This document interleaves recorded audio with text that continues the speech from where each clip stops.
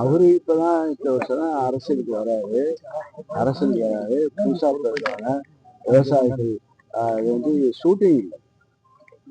இது வந்து நிர்வாகம் வந்து ஷூட்டிங் கிடையாது. வந்து செட் அமைச்சு உடனே வந்து மழை காட்சின்னு செய்ய முடியாது. ஆனால் பணியை கட்டமைத்து கொண்டு செய்து கொண்டிருக்கிறோம். வந்து இவர்கள் திடீர்னு தூங்கிட்டு இருப்பாங்க. திடீர்னு வந்து இப்போ மழை காலம் முடிஞ்சு இப்போ மழை காலம் நெல்லெல்லாம் கொள்முதல் செய்யப்பட்டு அறிக்கை தமிழக அரசு மூலமாக அறிக்கையும் வெளியிடப்பட்டு எந்தெந்த அளவுக்கு எந்தெந்த மூட்டை எந்தெந்த மாவட்டத்தில் வந்து எவ்வளோ நெல் கொள்முதல் செய்யப்பட்டு எங்கெங்க விவரத்தை அறிவித்திருக்கிறது. பொதுமக்களுக்கு விரிவாக அறிவித்திருக்கிறது. அது இந்த பகுதியில் உள்ள விவசாயிகளும் பாராட்டி கொண்டிருக்கிறார்கள். இவர் தூங்கிட்டு இருக்கு. இப்போ திடீர்னு வந்து கட்சி அமைக்கிறதுக்கு அதுக்கெல்லாம் பதில் சொல்ல வேண்டிய அவசியம் இல்லை. ஆனால் இது போன்ற கேள்விகளை நீங்கள் கேட்கின்ற போது எங்களுக்கு ஒரு என்ன சொல்லுது, இதெல்லாம் இப்போ தெரிந்து அவருடைய நிலைமையும் புரிந்து கொண்டவர்கள் நீங்கள் உங்களுடைய இதுக்காக பேசுகின்றது. ஆனால் இது வந்து உணர்வுபூர்வமாக முதல்வர் எந்த இதாக இருந்தாலும் இது வடகிழக்கு பருவமழை காலம் துவங்குவதற்கு முன்பாகவே அந்த பணியை அவர் ஆரம்பித்து விட்டார். செட்டிங் பண்ண போல இந்த நிகழ்வு இருக்கிறது. இதுக்கு சிபிஐ அறிவிக்கிறார்கள்.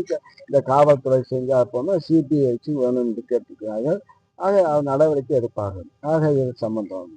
அதனால வந்து அவங்க சொல்றாங்க, நீங்க கொரோனா காலத்துல யார் வந்து உங்களுக்கு உதவினார்கள்? கொரோனா காலத்துல 2 ஆண்டு காலம் கொரோனாவால் தமிழ்நாடு முடக்கப்பட்டு இந்தியாவே மக்கள் வெளியே வரவில்லை. பத்திரிகையாளரும் சரியாக வர முடியவில்லை. அவரவர்கள் பயந்து கொண்டுதான் இருந்தார்கள். அப்ப கேட்க வேண்டிய கேள்வி ஏன் கேட்கவில்லை? ஏன் அவர்ப்பா வெளியவில்லை? ஏன் அப்ப இதே நடிகர் விஜய் நடிகர் தானே, 100 பேரை அடிச்சு காப்பாற்றவர் தானே. ஏன் அப்ப வந்து கொரோனா காலத்துல வந்து உட்கார்ந்து மக்களுக்கு சேவை செய்ய வேண்டியதானே? எந்த கட்சியா இருந்தாலும் சரி, அன்புமணியா இருந்தாலும் சரி, அவரு டாக்டர் தானே. 10 பேருக்கு உதவுனாரா? அன்புமணி ராமதாஸ் இன்னைக்கு பேசுகிறாரா? நீட்டி முறைக்கு பேசுகின்றாங்களா? அவருக்கு நீட்டி முழக்கினாரா? எடப்பாடி பழனிசாமி வெளில வந்தாரா? ஆனா அன்னைக்கு களத்துல வந்து திமுக தான் இருந்தான். திமுக தான் ஒவ்வொரு ஊர்லயும் திமுக தான் பணியாற்றிக்கிட்டு இருந்தான். அதே உணர்வு தான் நாங்கள் இப்போ வந்து ஆட்சியில் இருந்தால் ஆட்சியில் இல்லாத போது நாங்கள் பணியாற்றுவோம். ஆட்சியில் இருக்கும்போது அதே உணர்வுட திமுக அமைச்சரும் சரி, முதலமைச்சரும் சரி, துணை முதலமைச்சரும் சரி, எல்லாரும் பணியாற்றி கொண்டு இன்று வரை அதே போல இதுக்கு நீங்களாம் பார்த்தீங்க. மனசாட்சி உள்ள நிருபர்கள் உங்களுக்கு தான் தெரியும்.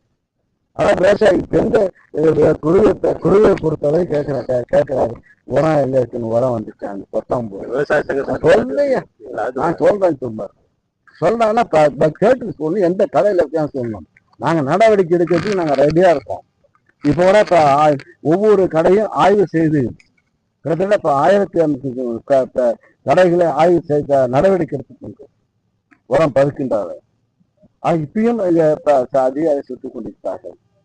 ஆக உழைக்கின்றவர்களை தட்டி கொடுத்து வேலை வாங்க வேண்டியது கிழமை நீங்கள் கொட்டாதீங்க. அதான்.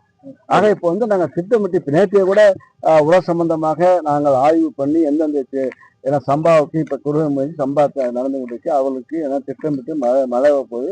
அதெல்லாம் திட்டமிட்டு எந்தெந்த பகுதி எங்கெங்க இருக்கு எந்தெந்த ஆய்வு செய்து எங்கெங்கே கொண்டு டைவர்ஷன் கொடுக்க வேண்டும் என்று நாங்கள் நடத்தி கொண்டிருக்கின்றோம்.